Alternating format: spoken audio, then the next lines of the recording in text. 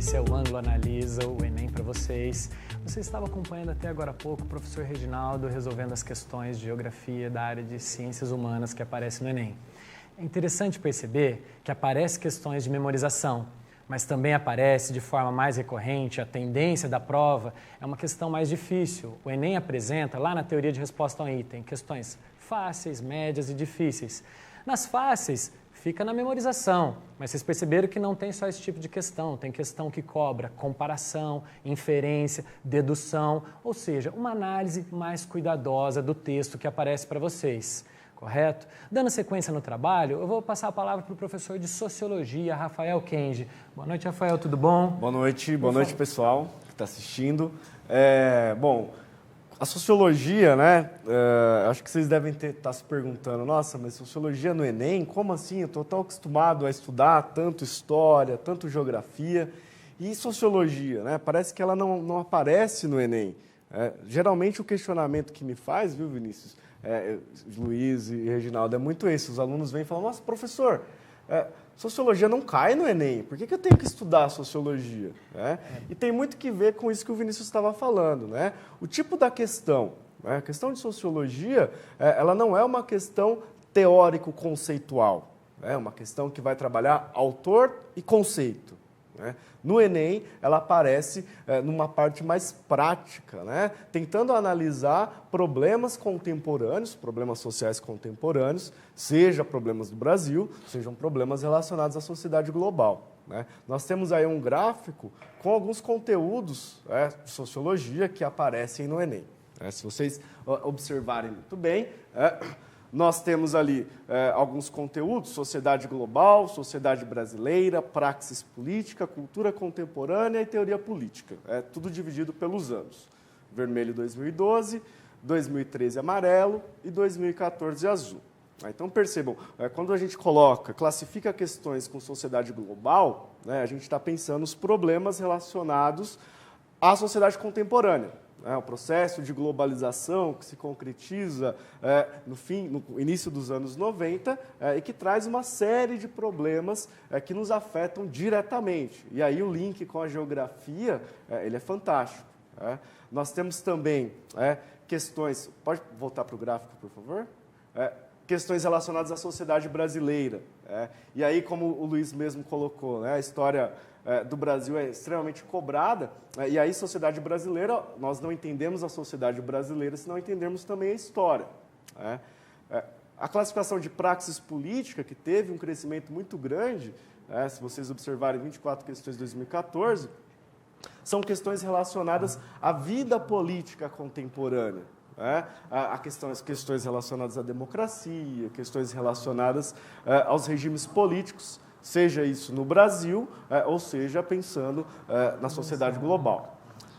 Cultura contemporânea é um tema também muito amplo, vai discutir todos os processos culturais, desde a diversidade cultural, incluindo também o Brasil, que comporta uma diversidade cultural muito grande, nossa formação desde os povos indígenas, passando pelos negros africanos, passando pelas imigrações europeia, asiática, enfim. Então, nesse tema da cultura contemporânea, a gente tem vários temas. E aí eu trouxe uma questão que vai abordar justamente essa questão da cultura contemporânea. E é uma discussão que faz um link tanto relacionado à sociologia, é um trecho de um livro do Anthony Giddens, que é um sociólogo inglês, e vejam, faz um link tanto com a sociologia quanto com a filosofia, num conteúdo mais específico que a gente chama de indústria cultural. E aí nos diz o texto, vejam que não é uma questão teórico-conceitual, que vai solicitar a memorização de algum autor ou de algum conceito, mas é uma questão que está problematizando algo da sociedade contemporânea. Acompanhem comigo aí. Um volume imenso de pesquisas tem sido produzido para tentar avaliar os efeitos dos programas de televisão.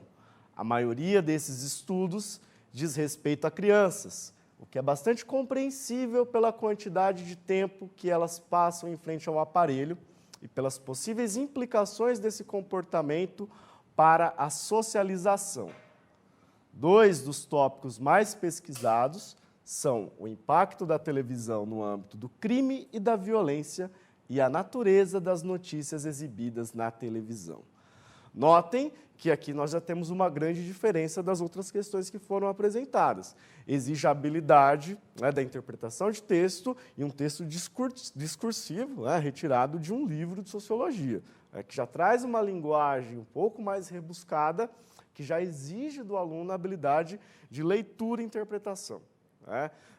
Notem que uma coisa é a gente ler essa questão de forma isolada, outra coisa é nós lermos no contexto da prova, com muitas questões, levando em conta o cansaço. Então, você tem que ter essa habilidade da leitura e da interpretação muito bem desenvolvida para resolver as questões de sociologia e filosofia, por exemplo. O enunciado vai nos pedir o seguinte: o texto indica que existe uma significativa produção científica sobre os impactos socioculturais da televisão na vida do ser humano. E as crianças, em particular, são as mais vulneráveis a essas influências. Por quê? Aqui, vejam, tanto a sociologia quanto a filosofia trabalham com a temática da indústria cultural. Um termo que foi cunhado pela Escola de Frankfurt, uma escola de filósofos e sociólogos que se dedica a compreender o fenômeno da indústria cultural, que é a produção da cultura pelos meios de comunicação. E dentro dessa teoria, para aqueles que estudaram afinco a sociologia e depois não conseguem reconhecer o conteúdo de sociologia na prova, dentro desse conteúdo, os autores vão nos dizer que a televisão e os meios de comunicação exercem uma influência muito grande no nosso comportamento, inclusive substituindo, em determinadas situações, o próprio papel da família, da escola ou da igreja enquanto elementos de socialização. Então, os meios de comunicação eles têm uma influência enorme. E as crianças acabam se tornando os mais vulneráveis nesse aspecto. E aí, vamos lá. Letra A. As crianças são mais vulneráveis porque codificam informações transmitidas nos programas infantis por meio da observação. Aqui é aquela típica alternativa que é absurda. Está partindo do pressuposto que só as crianças observam e adquirem informações por meio da observação. É como se depois de você ficar adulto você se torna cego. Então já pula essa. São questões que você não pode perder muito tempo. Tem que levar muito em conta o tempo da prova. Então já viu que é muito absurdo, já pula e já vai para outra. Não tenha um hábito que o pessoal de ciências humanas adora, que é ficar viajando. Resolva. Não é, não é. Não fica discutindo com a prova. Letra B. Adquirem conhecimentos variados que incentivam o processo de interação social. Vejam, o enunciado é muito importante porque ele vai nos chamar a atenção para o texto. É outra coisa extremamente importante que a gente tem que pensar. O texto, ele está nos dizendo que a televisão exerce uma influência que muitas vezes é nociva, pensando a questão da violência e da criminalidade. Então, não está pensando como nos indica a assertativa, incentivando o processo de interação social. C. As crianças interiorizam padrões de comportamento e papéis sociais com menor visão crítica. Aqui sim, vejam, a televisão e os meios de comunicação já exercem uma influência muito grande em nós, que somos adultos, estudados, que temos lá os nossos diplomas. Imagine uma criança num processo ainda de formação que ainda não interiorizou os valores passados pela sociedade e que tem a todo momento a publicidade e a televisão exercendo algum tipo de influência. A letra C, então, é a alternativa correta. D. Observam formas de convivência social baseadas na tolerância e no respeito. Novamente, a televisão pode fazer isso? Pode. Mas o texto está dizendo algo similar a isso? Não. Então, não fique imaginando uma resposta que não está no texto. E apreendem modelos de sociedade pautados na observância das leis. Essa resposta aqui, para quem é pai, marca direto essa, porque seria maravilhoso. Bastaria colocar as crianças na frente da televisão que elas iriam observar as leis. Mas a gente sabe que isso não ocorre. Essa é outra coisa extremamente importante. É saber vincular a teoria que você está estudando com a realidade. Não é o querer ser, a vontade que o mundo seja melhor, mas é o que realmente acontece. Então, isso é extremamente importante. A gente tem perguntas, né? Isso, eu queria interromper um minutinho. Acompanha com a gente lá na tela, parece que tem uma pergunta para nós. Olha lá. Como o estudo da sociologia ajuda na área de ciências humanas? Bom, essa é uma questão que eu estava comentando no início, né? A disciplina de sociologia comparada à história, à geografia, à filosofia, ela é um conhecimento recente, muito recente. Então, a gente às vezes fica meio em dúvida, né? Nossa, mas sociologia, o que é isso? Como que estuda? Não dá tanta importância, né? Felizmente, no Paraná, nós somos pioneiros na introdução da sociologia no ensino médio e é cobrado também nos vestibulares, então a gente já tem uma certa familiaridade com o conteúdo.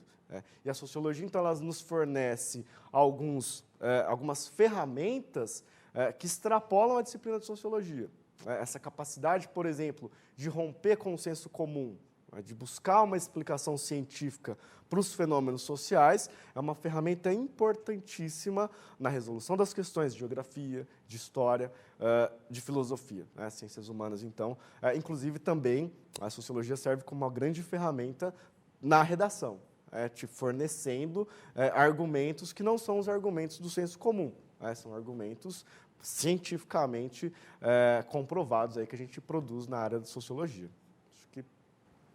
Bom, temos aqui mais algumas questões, né? Questão 2. Como o tema da política também é um tema muito recorrente, eu selecionei aqui uma questão relacionada às questões políticas. Nos traz 2 textos. E vejam, já comecem a ficar... acho que está meio... já comecem a ficar preocupados porque tem bastante texto mesmo, né? A sociologia traz para a gente vários textos para a gente tentar interpretar. Texto 1. A ação democrática consiste em todos tomarem parte do processo decisório sobre aquilo que terá consequência na vida de toda a coletividade. Retirado do livro chamado Ética e Cidadania. Caminhos da filosofia. Então, veja, é uma questão que tanto sociologia quanto filosofia dão conta de responder. Texto 2.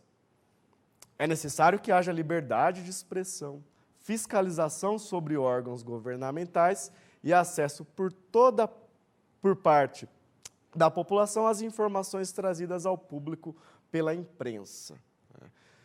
Enunciado aqui, a parte mais importante que nós temos das questões. É o enunciado.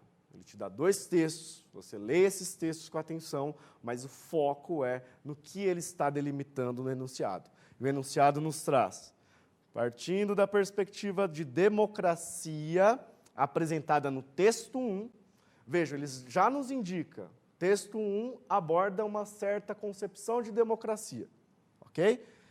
Os meios de comunicação, de acordo com o texto 2, então, veja um link entre o conceito de democracia no texto 1 e a questão dos meios de comunicação no texto 2. Assumem um papel relevante na sociedade por, letra A, orientarem os cidadãos na compra dos bens necessários à sua sobrevivência e bem-estar. Vejam, uma questão que está pedindo exclusivamente uma análise a partir do texto. Muita atenção, o Enem não está pedindo qual é a sua concepção de democracia, qual é a do professor Rafael Kenji, qual é a do Reginaldo ou a do Vinícius. Está pedindo uma concepção de democracia que está no texto 1. Então, não fuja do tema. É muita objetividade na hora de fazer a prova. E a concepção de democracia não está em nenhum momento dizendo que a cidadania está relacionada à compra de bens necessários à sobrevivência. Pelo contrário, democracia está relacionada a processo decisório, que envolve toda a vida coletiva. B. Fornecerem informações que fomentam o debate político na esfera pública. Vejam, aqui, efetivamente, a questão está de acordo com o texto 1, porque entende que democracia envolve toda a coletividade. Parece que tem mais uma pergunta? É isso, do WhatsApp? Bom, daqui a pouco, então. Deixa eu só terminar aqui, vai. Então, vai lá. A democracia, então, a letra B, né, ela está de acordo com o texto 1, porque mostra uma concepção de democracia de esfera pública, né? E está de acordo com o texto 2, porque os meios de comunicação, eles teriam a responsabilidade de fomentar esse debate político. E aqui vejam, você pode até achar que os meios de comunicação não fazem isso, pode ser a sua opinião particular, mas não é o que a questão está dizendo, não é o que o texto está dizendo. Aqui o texto está fazendo referência a uma certa concepção do papel dos meios de comunicação. Então, fiquem muito atentos a essas questões. Letra C. Apresentarem aos cidadãos a versão oficial dos fatos. Né? Você pode achar que é isso. Isso é estranho. O Enem adora, aliás, as provas em gerais adoram brincar com isso. Com a sua opinião particular, você pode acreditar efetivamente nisso, mas não é isso, né, que o texto 1 nem o texto 2 coloca. Né? Letra D. Propiciarem o entretenimento, aspecto relevante para a conscientização política. Aqui, novamente, gente, pode ser uma opinião particular minha, do Vinícius, mas não tem correspondência com o texto 1 nem com o texto 2. E promoverem a unidade cultural por meio das transmissões esportivas. E aí acho melhor a gente ir para a pergunta, porque essa E é o absurdo. Não é por meio do esporte que a gente vai ter participação democrática e nem nenhum tipo de liberdade de expressão. É isso aí, Kenji. Olha lá, acompanha lá na tela, gente. Como o atual cenário político e econômico do Brasil pode ser abordado no Enem? Bom, novamente aqui, né, um problema não só para a sociologia, mas para as ciências humanas como um todo. Né? A gente vive um contexto político e econômico marcado pela crise, né, tanto uma crise econômica que já se estende e não é exclusiva do Brasil, é importante que a gente pense isso, uma crise que já vem desde 2008 atingindo vários países, né, da sociedade globalizada. Então, é um momento de crise econômica, atrelada também a um momento de crise política, onde a todo momento nos meios de comunicação a gente vê a discussão sobre a legalidade ou não da democracia brasileira, uma discussão muito importante que é a crise de representatividade dos nossos políticos, a descrença que os casos de corrupção, que os problemas envolvendo a política gera na população em relação ao Estado, em relação às políticas, não nos sentimos representados. Então, veja, são todos esses temas que sociologia, filosofia, geografia e o mais importante, né, história, porque esses temas não são novos na história do Brasil. Não é de hoje corrupção, não é de hoje crise econômica, não é de hoje desigualdade. Então, acho que é importante comentar isso. Isso aí, Kenji. Por favor, Kenji, vamos lá para a gente fazer o encerramento. Pessoal, eu vou passar a palavra para o professor Luiz Carlos fazer um breve fechamento da parte de História. Luiz. Bom, perdão novamente pela minha voz. Gostaria que vocês atentassem nesse estudo para o Enem a respeito da questão das datas.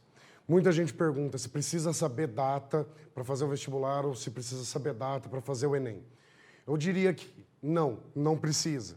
Você precisa sim saber se localizar no tempo, saber se localizar, então, nas épocas, então, século XVIII, século XIX, século XX, né? Mas especificamente, não. Se souber, ótimo, legal, é um bônus, é algo que vai contribuir, é algo que vai somar para o seu conhecimento, mas não se preocupe com isso.